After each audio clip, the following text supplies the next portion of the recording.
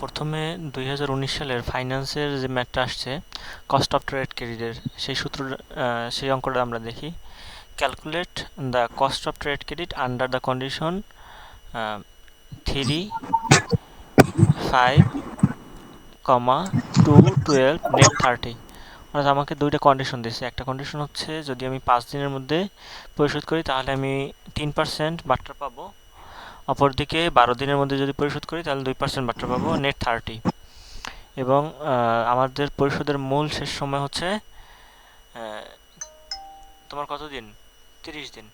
আমরা জানি cost of credit যেটা হয় সেই খরচটা কখন কাউন্ট হয়, যদি আমি নির্দিষ্ট সময়ের মধ্যে পরিশোধ করতে না পারি। অর্থাৎ আমাদের এই যে কন্ডিশন দুইটা দেওয়া আছে, আমরা এই দুই কন্ডিশনের মধ্যে অর্থাৎ এই 5 দিনের মধ্যে পরিশোধ করতে পারি নাই এবং 12 দিনের মধ্যে পরিশোধ করতে পারি নাই।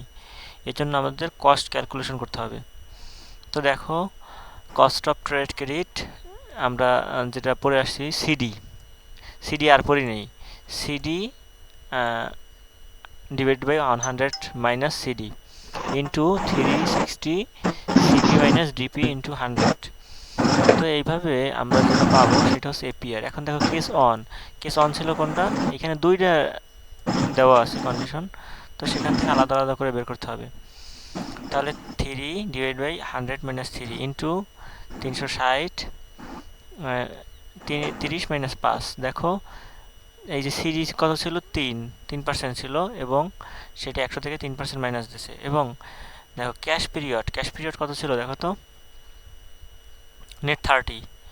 তো সেইটা ছিল সিপি। আর ডিসকাউন্ট পিরিয়ড কত ছিল? 5 দিন মাত্র। তো 5 দিন।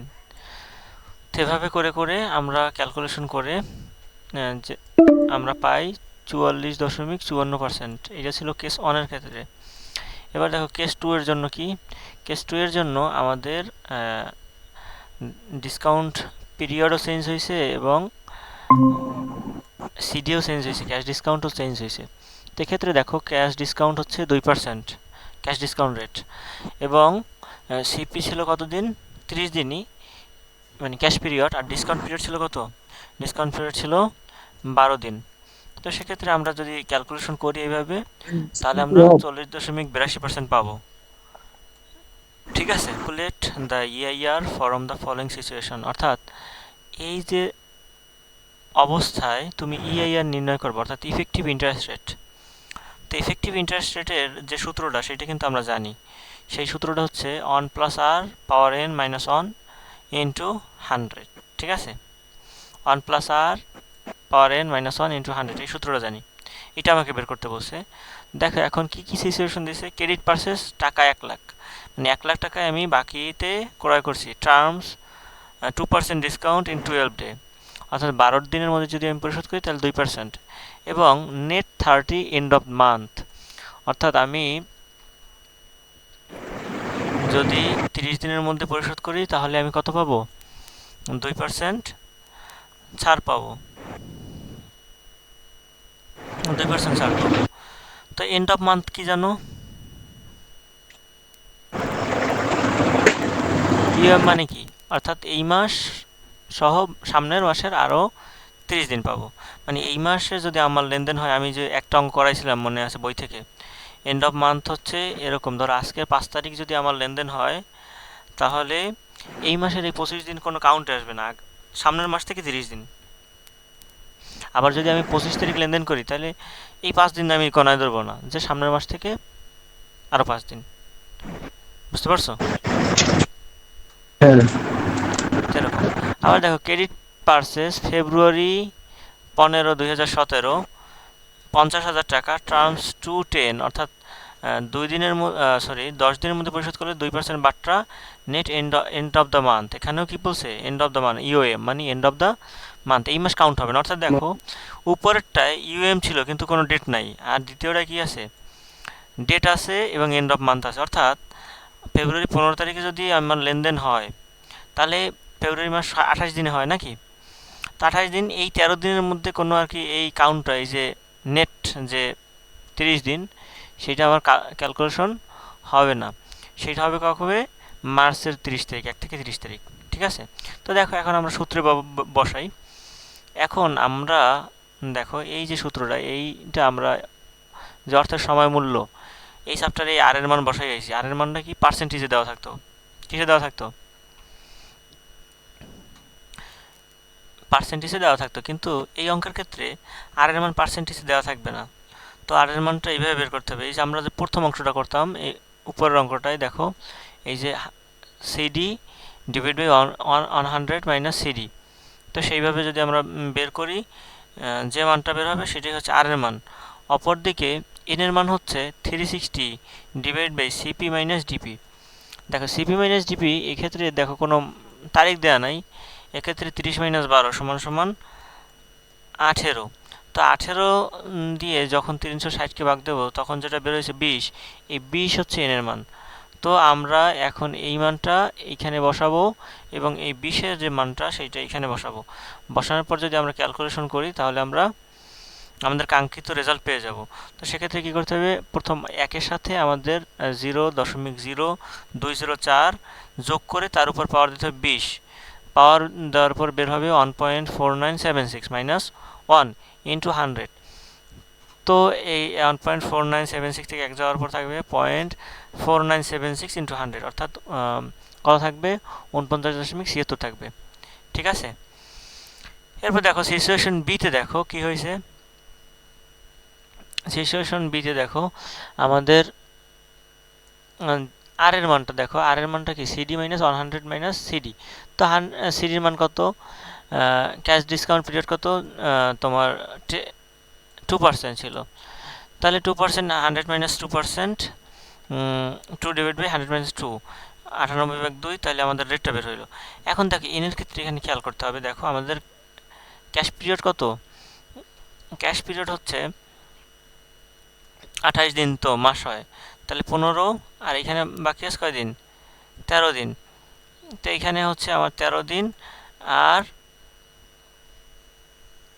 আমার ক্যাশ ডিসকাউন্ট পিরিয়ড ছিল কত দিন, ডিসকাউন্ট পিরিয়ড ছিল হচ্ছে আমার 10 দিন। তো এখানে 13 মাইনাস 10, তাহলে 3 ডিভাইড বাই 360 সমান সমান 120 হইল। তো এক্ষেত্রে একটা জিনিস খেয়াল করো, এখানে বলছে ইওএম মানে এন্ড অফ দ্য মান্থ, অর্থাৎ যেহেতু রিকোয়ার এতে কোনো তারিখ দেওয়া নাই কবে করা হয়েছে, তাহলে এন্ড অফ দ্য মান্থের কোনো প্রয়োগ হয় নাই, কিন্তু রিকোয়ার বিতে 15 ফেব্রুয়ারি করার তারিখ দেওয়া আছে, যেটা আমি আগেই বলছিলাম, যেহেতু ফেব্রুয়ারি মাস হয় 28 তারিখে, তাই ক্রেডিট পিরিয়ড হবে 28 মাইনাস 15 সমান সমান কত দিন, 13 দিন। ঠিক আছে, এন্ড অফ দ্য মান্থ। এখন এখানে আরেকটা জিনিস আছে, এইখানে ছিল নেট 30 ইওএম, মানে আমাদের নেট ছিল, নেট 30 দিন ছিল, নেট 30 দিন এন্ড অফ দ্য মান্থ, অর্থাৎ যদি এখানে তারিখ দেওয়া থাকতো তাহলে ওই মাস শেষের পর 30 দিন, কিন্তু এখানে কি বলছে নেট ইওএম, অর্থাৎ কোনো ডেট নাই, এই মাসই তোমার শেষ সময়, তখন এই মাসের মধ্যেই তোমার পরিশোধ করতে হবে। অর্থাৎ এই মাস 28 দিনের, এই জন্য 15, 28 মাইনাস 15 হয়েছে 13। তো দেখো এখন যদি আমরা ক্যালকুলেশন করি, অন প্লাস আর, আর এর মানে এইটা, এরপরে 120-এর মান যদি আমরা যোগ করি, মাইনাস অন দেওয়ার পর যেটা থাকবে, তো আমরা এটা যদি ক্যালকুলেশন করি, এইখানে মনে হয় যে অ্যান্সারটা ভুল আছে। ঠিক আছে, তাহলে 1.0204, দেখো 1.020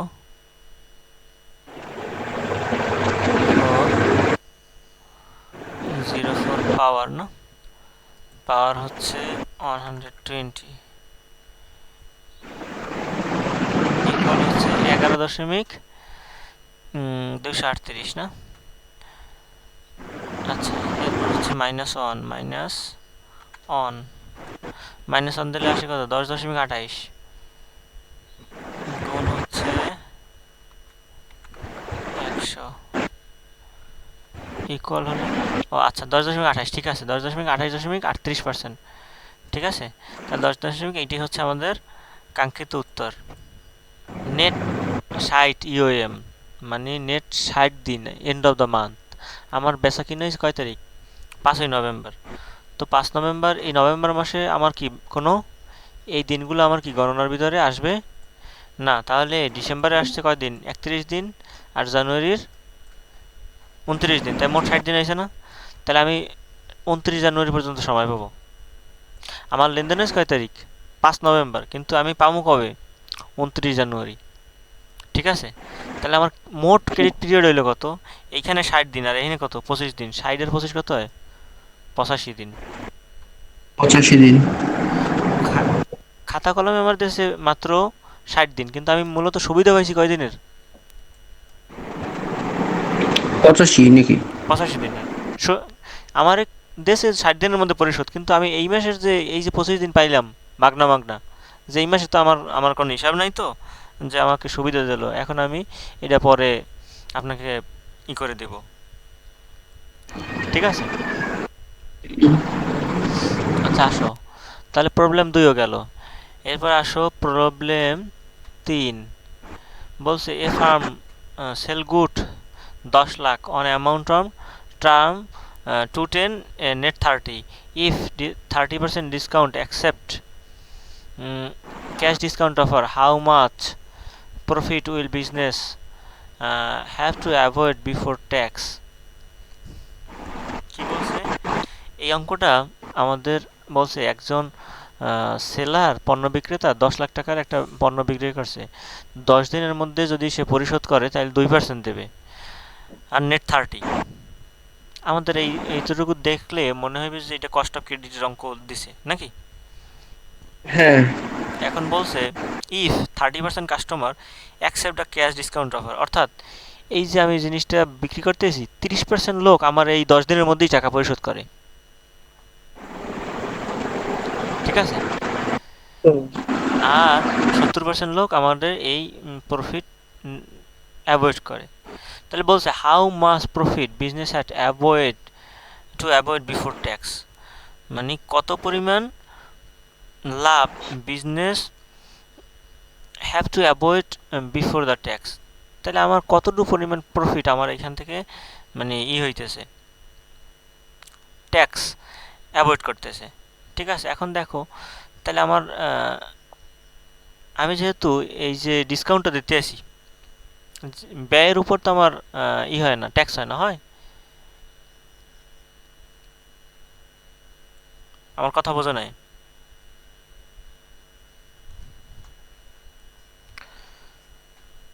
হ্যালো? হ্যালো। হ্যাঁ, আমার কথা কি বোঝা যায় না? জি ভাইয়া। আচ্ছা, আমি বলছি যদি আমি ব্যয় করি, সেই ব্যয় কম, ব্যয় বাড়লে কি হয়? আমার আয় কমে না? তার মানে কি ব্যয়ের উপর কি হুম। ট্যাক্স দিতে হয়? না। না, তো সেইটাই জানতে চাইছে যে আমাদের 30% কাস্টমার এই ডিসকাউন্ট অফারটা গ্রহণ করে। ঠিক আছে, এখন এই জন্য আমাকে কত পরিমাণ ডিসকাউন্ট আর কি, কত পরিমাণ প্রফিট ট্যাক্স তারা আমাদের অ্যাভয়েড করতে পারতেছে। ঠিক আছে, হুম। মানে আমার তো অনেক কাস্টমার আছে, তো আমি যে এই অফারটা দিছি যে 10 লাখ টাকার, যে এইটা 30% কাস্টমারই এটা গ্রহণ করে, তাহলে আমার প্রথম দেখতে হবে এই 30%-এ আমার কত টাকা আসে। তাহলে দেখো 10 লাখ টাকার যদি আমি 30% দিই, 3 লাখ টাকা আসে। কয় লাখ টাকা আসে?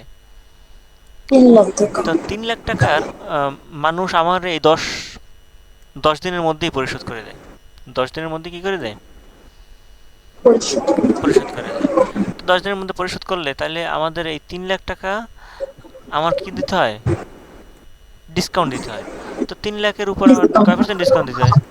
2%। 2% যদি ধরি তাহলে দুই কত হয়? পার্সেন্ট 6,000 টাকা। এই 6,000 কি আমার কস্ট? কি কস্ট? ক্রেতারা ঠিকঠাক মতো সময় পরিশোধ করে, এই জন্য আমি তাদেরকে বার্তা দেই। ঠিক আছে, তাহলে আমরা যদি এই খরচ করি, তাহলে এই 6,000 টাকার উপর কি আমার ট্যাক্স চার্জ হইবে? অবশ্যই না। না। ঠিক আছে, প্রশ্ন এবং উত্তর কি বুঝতে পারছো? হ্যাঁ, বুঝছি। আচ্ছা, এখানে কিন্তু কস্ট অফ ট্রেডকে কিন্তু ভাইয়া এটা এত ছোট্ট কেন? ছোট, এটা কারণ হচ্ছে এইটা হচ্ছে একটা ক্রিটিক্যাল অঙ্ক। এইটা তুমি পরীক্ষার হলে তো তোমার মাথায় আসবে না যে এরকম ভাবে করা লাগে, তুমি করে গেছো ওইভাবে, এখন তুমি এইভাবে তো তুমি চিন্তা করতে পারতেছো না। ঠিক আছে, আমাদের পরীক্ষার হলে হুম। কিছু কিছু ক্রিটিক্যাল কোশ্চেন থাকে, তার মধ্যে এইটা একটা। তোমার যদি এই প্রশ্নটার অ্যান্সার করার জন্য তোমাকে এই যে এই অঙ্কটার তোমার ফান্ডামেন্টালটা বুঝতে হবে, মানে বুঝতে হবে যে এই অঙ্কটার জিনিসটা কি। তুমি যদি শুধু কস্ট অফ এই যে ক্রেডিট তুমি পড়ে যাও, কস্ট অফ ট্রেড ক্রেডিট পড়ে গেলা, অঙ্ক আসলো এরকম কস্ট, তুমি ইএইআর বের করতে পারো, এরপর এপিআর বের করতে পারো, কোনো সমস্যা নেই, তুমি আসলে হুবহু করে দিয়ে আসলা, কোনো সমস্যা নেই।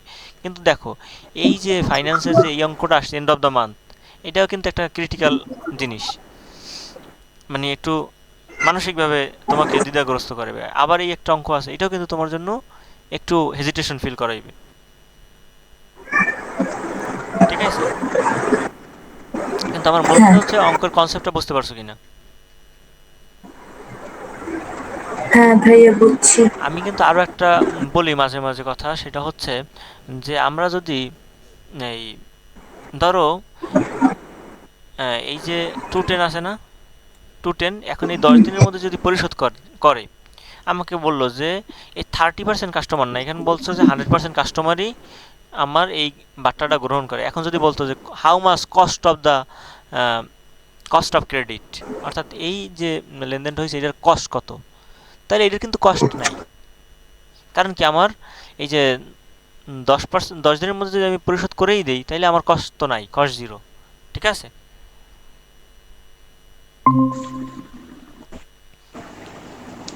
আচ্ছা, তাহলে আসো দেখি এরকম অঙ্ক কোনো বের হয় কিনা।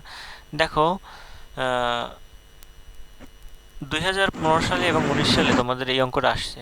কীরকম অঙ্কটা আসে দেখো, Sharif company limited and Habib company limited extend credit facility, এটাও 10 lakh on terms two 15 net 45, অর্থাৎ 15 দিনের মধ্যে পরিশোধ করলে 2% এবং 45 দিনের মধ্যে টাকা পরিশোধ করতে হবে। এরপর আছে 3/10 অ্যান্ড নেট 60, অর্থাৎ যদি আমি 10 দিনের মধ্যে পরিশোধ করি তাহলে 3% বাট্টা পাবো এবং নেট 60। এরপর আছে 22, অর্থাৎ যদি আমি 20 দিনের মধ্যে পরিশোধ করি তাহলে 2% নেট 90 ডেজ। এরপর আছে 5 নম্বরে অন 10, অর্থাৎ 10 দিনের মধ্যে পরিশোধ করলে 1% net 30। Find out the cost of trade credit. এখন আমার এই প্রত্যেকটা কি বের করতে বলছে, কস্ট অফ ক্রেডিট বলছে। এখন which term of sale is best to the buyer, কোন অপশনটা বায়ারের জন্য ভালো, কোন অপশনটা কি বায়ারের জন্য ভালো অপশন। এখন আমাদের প্রত্যেকটার খরচ বের করতে হবে, প্রত্যেকটা কস্ট অফ ক্রেডিট বের করতে হবে। দেখো আমরা যে আগের অঙ্কগুলো করছি সেই ঠিক একইভাবে CD 100 minus CD into 300 CB minus DP. তো প্রথমটার ক্ষেত্রে দেখো সিডি কত, প্রথমটার সিডি কত বলো তো, ক্যাশ ডিসকাউন্ট রেট কত, 2%, তাহলে 2 100 মাইনাস 2 360। সিপি কত, সিপি মানে কি ক্যাশ পিরিয়ড কত 45 দিন। আর ডিসকাউন্ট ডিপি মানে কি ডিসকাউন্ট পিরিয়ড কত 15 দিনের মধ্যে পরিশোধ করলে, তাহলে 15। তাহলে এরপর আমরা ক্যালকুলেশন করলে 24.49 পাই। ঠিক একইভাবে 2 নম্বর অল্টারনেটিভ যদি করি তাহলে আমরা পাবো 22%, পরেরটা পাই 10%, পরেরটা পাই কত 18%। এখন দেখো সবচাইতে কস্ট কোনটা, কম কোনটায়, এই 10.50%। তাহলে বায়ারের জন্য কোনটা ভালো, এটা ভালো। তো এই জন্য এটা দেখো কমেন্ট করছি কি, terms two 20 net 90 days of sales is the best to the buyer because its interest rate is lower than other। এই কমেন্টটা কিন্তু করতে হবে। তাহলে এখানে বলছে the terms to 20 net 90 days of sales is the best to buyer, তাহলে এটা বায়ারের জন্য কি খুবই ভালো, because is interest is lower than other, এটা অন্য থেকে কি ইন্টারেস্ট রেটটা লোয়ার।